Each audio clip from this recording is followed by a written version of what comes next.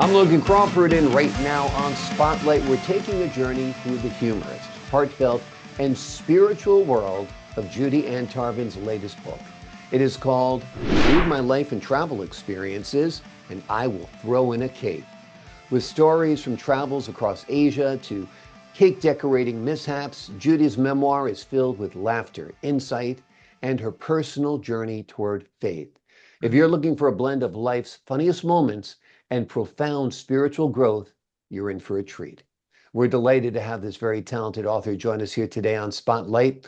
We thank the team at Atticus Publishing for helping us put her in the spotlight today. We ask viewers like you to support authors like her by subscribing to our channel and by purchasing her insightful book. The links are below this interview. Judy, great to have you back on the show. Thank you. It's great to be here. It's my pleasure to have you on once again. I'm glad you wrote down your life story in this memoir because it is very unique and you tell it in a very unique manner. So tell us why you did decide to share your life story. Well, two reasons.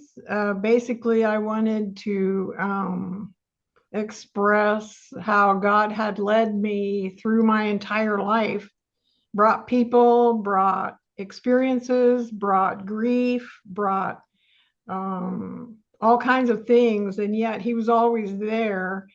But then also, I learned from my grandfather, who was a great storyteller, that I wanted to write some of the stories that he had told me and some of the funny things that happened in my life and throughout my life, and some tragedies with my cakes. And I wanted the readers to be comfortable, to be able to relate with the stories so they would maybe have a better understanding of my journey in faith. Absolutely. With a little Irma Bombeck in there. If you remember Yes. how she used to write, she would tell some Oh, great yes. stories. And that's what the cake decorating mishaps, of course, reminds me of that. Give us a cake tragedy. Let's talk about that first. What happened with one of your cakes? Did you go ahead? Well, um, it wasn't a tragedy for me, but it was a tragedy for my pastor. Did you Mm. read that story?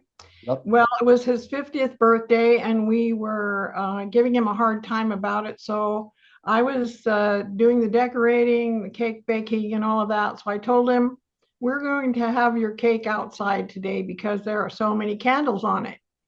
So we put the table outside, put the cake there, and the men started lighting all those 50 candles. Now he said, why didn't you just get a big 50? I said, oh, no, no, we need 50 candles on this cake. What he didn't know is that I went inside and called the fire department, and the fire chief was a buddy of mine.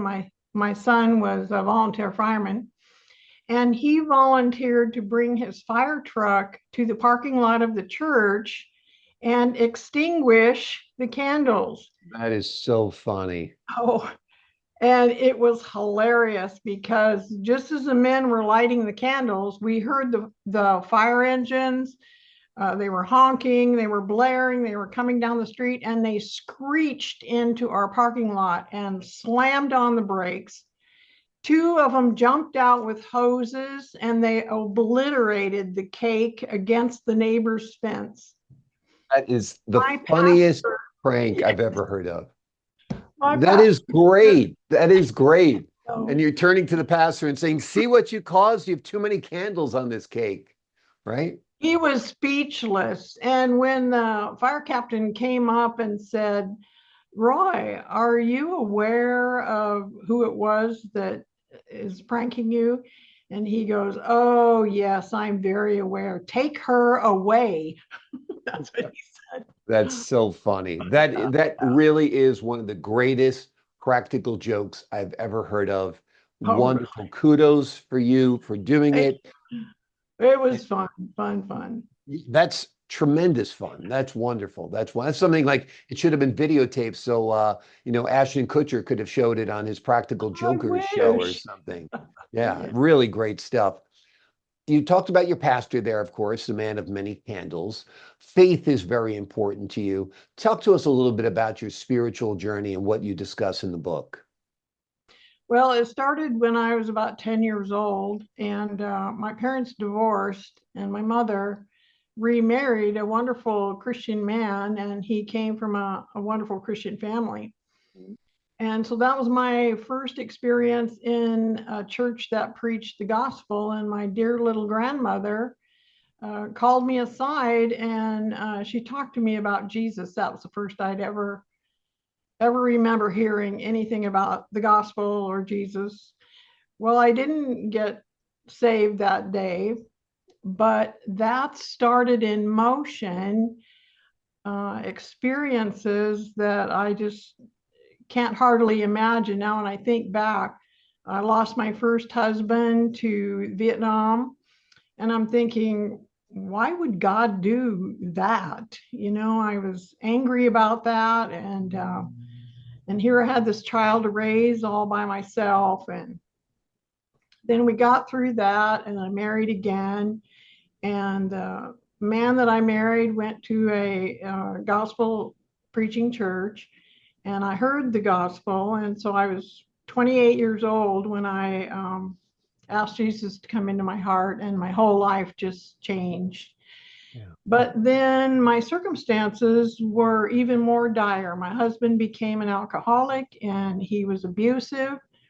He was abusive to me and our children, and he went to Vietnam to teach electronics to Vietnamese college students because he worked for the State Department.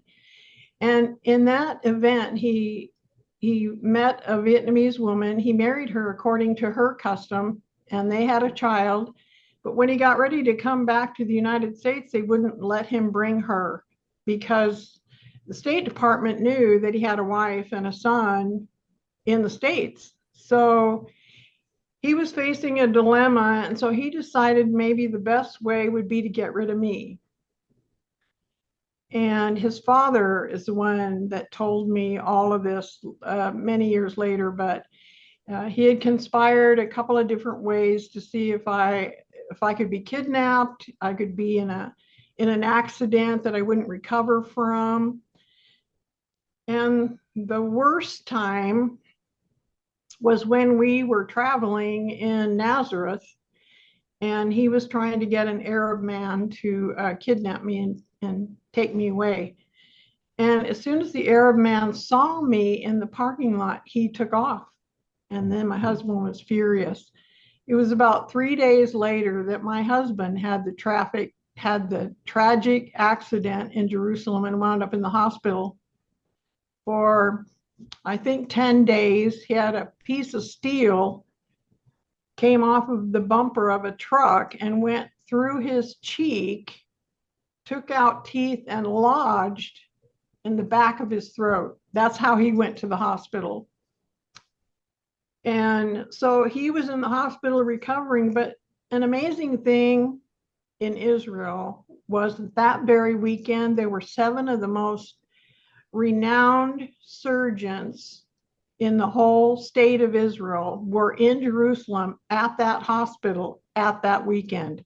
And they all 7 participated in his recovery.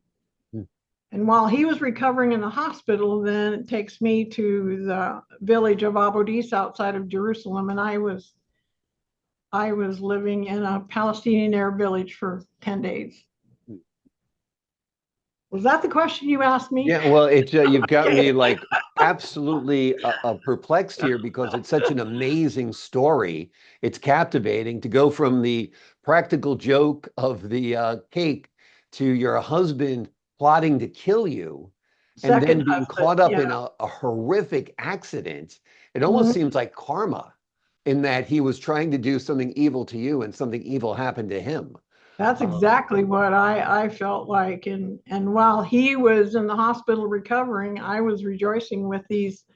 I mean, even today, you could not put a Christian woman in a Palestinian Arab village. She would not survive. But I was there for 10 days, and they were lovely people, and they loved me. And I had some very funny more experiences there, but amazing. Oh, yes. So you've you've earned this book. You've earned this memoir. You've got some incredible stories from that. The most amazing practical joke I ever heard, to the most desperate situation, really, I've ever heard. To have somebody plotting to kill you because they have a child with another woman in another country is absolutely mind-blowing. And that's why this book is so powerful.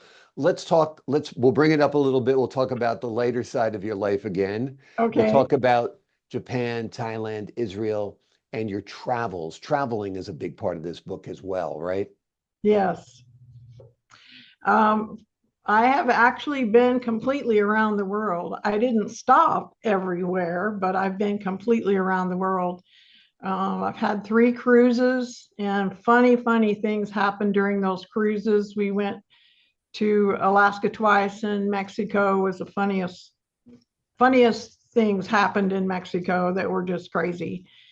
And I went to Thailand, and in Thailand, my husband is trying to plot against me. I didn't know this at the time, but he rented not just a normal hotel or motel. No, he rents a hut that's up high on the ground, and it's decorated in swords and knives and all Like these. murder hunt. It's like the murder hut.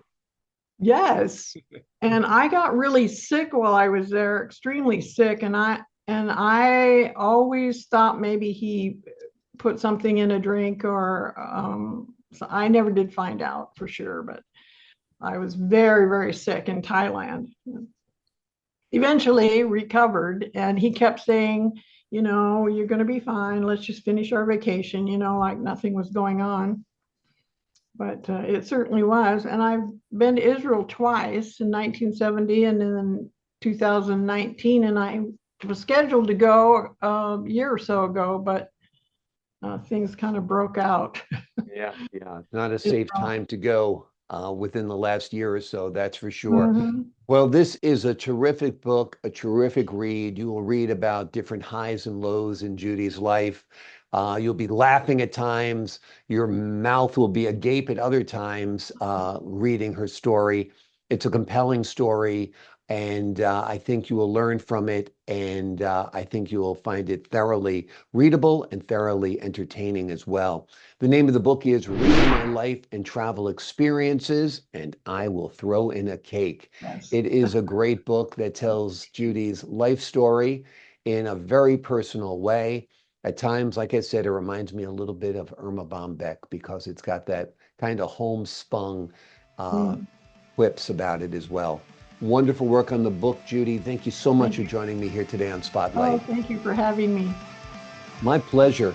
To the folks at home, I'm Logan Crawford, thanking you for your time this time. Until next time on Spotlight.